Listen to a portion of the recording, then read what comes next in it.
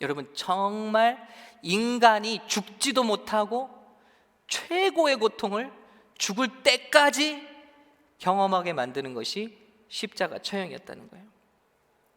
그래서 이 십자가 처형이 페르시아가 개발하고 로마 시대 로마 사람들이 사용하기 시작했는데, 주로 반역자나 노예의 난을 다스리거나 그런 본보기로 위협 인물들을 제거하는 데 사용했는데, 자기들도 너무 이것이 무자비하고 비인간적이라서 콘스탄틴 1세가 337년에 십자가형을 그들의 역사에서 금지시켰다고 합니다. 이거는 인간에게 할 게 아니다. 그런데 여러분, 이 고통을 우리 예수님께서 당하신 것입니다. 다리에 그 발에 못으로 고정할 때도요, 똑같이 우리 무릎을 쾅 할 때 부닥치는 그 아픈 신경이 깨어지고 으스러지는 통증과 함께 달리시게 된다.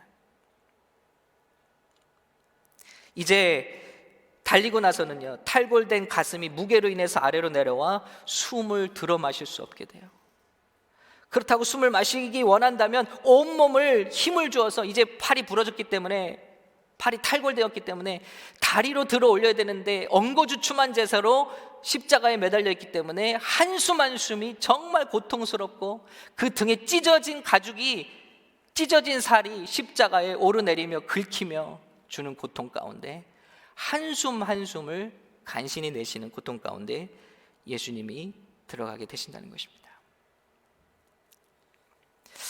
저도 십자가 죽음은 그냥 막연하게 생각했던 것 같아요.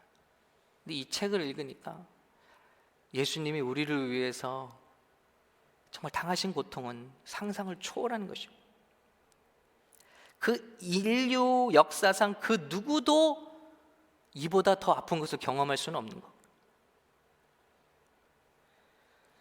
그리고 피를 쏟은 예수님은 저혈량 쇼크를 이제 계속해서 경험하죠. 숨을 쉬지 못하면서 조직은 점점 망가지고요, 폐사되고요, 피는 점점 폐와 심장으로 모여들게 되고요, 한숨 한숨 쉬기가 힘들어지고 심장이 결국 펌프질을 멈추게 된다.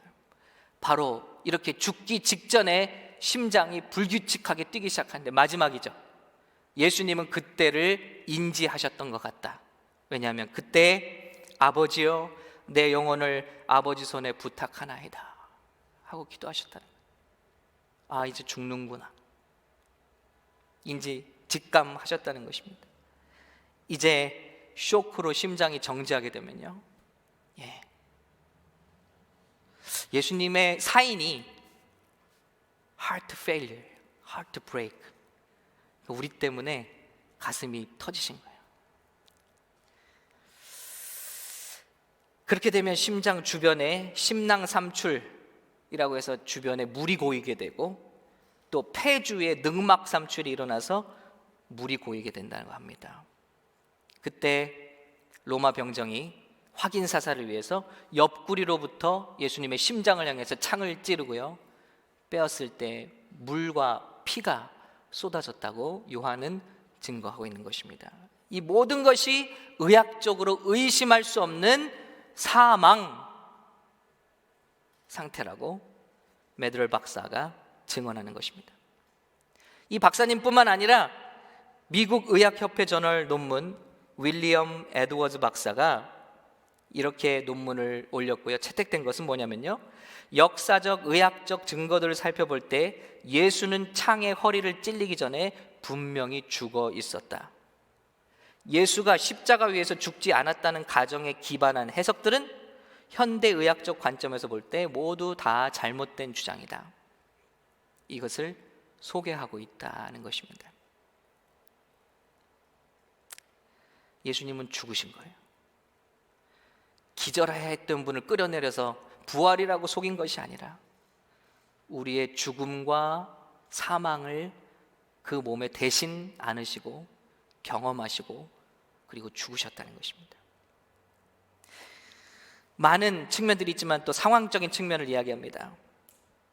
로마 군인들이 예수님의 뼈를 꺾지 않았죠. 다른 강도의 뼈는 꺾어서, 왜 뼈를 꺾느냐? 완전히 숨을 못 쉬게, 그나마 다리를 통해서 숨을 가까스로 내쉬는 사람들을 뼈를 꺾음으로 질식시켜 죽인다는 것이죠.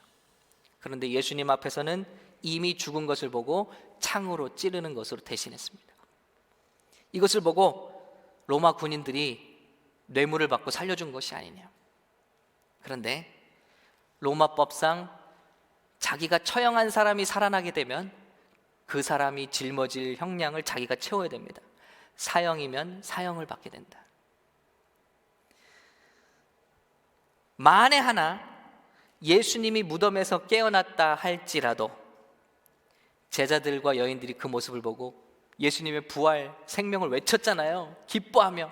그런데 이 법의학자가 말하는 것은 예수님이 만에 하나 그런 모든 고통을 결치고도 살아난 모습을 봤다면 절대 그렇게 외칠 수 없을 것이다. 팔은 탈골이 되었고요, 손과 발에는 구멍이 뚫려 있고요, 근육들이 다 대롱대롱 매달리고요. 그런 사람을 보고 부활하셨다라고 외칠 수 있는 사람은 세상에 없다라는 것입니다. 그리고 그런 일을 통해서 제자들이 받는 것은 고문과 죽음뿐인데 거짓말을 통해서 그들이 얻는 것이 무엇이냐? 예수님은 분명히 우리의 죄를 위해서 성경의 예언대로 나무에 매달려 죽으신 것입니다. 여러분, 이 사실이 왜 이렇게 중요하냐면요, 예수님이 그저 어느 강도의 죽음과 같이 비참한 죽음을 맞이하신 것이 아니라 성경의 모든 예언을 이루신, 우리의 죄를 뒤집어 쓰신, 우리의 저주를 뒤집어 쓰신, 우리의 질병을 뒤집어 쓰신 죽음이었다면, 그것을 대신하는 죽음이었다면 우리는 너무나 감사한 거예요. 왜냐하면 그분의 죽음이 저와 여러분의 죄를 사하는 능력이 있다는 것입니다. 할렐루야. 예수님의 죽음이 헛된 죽음이 아니라는 것입니다.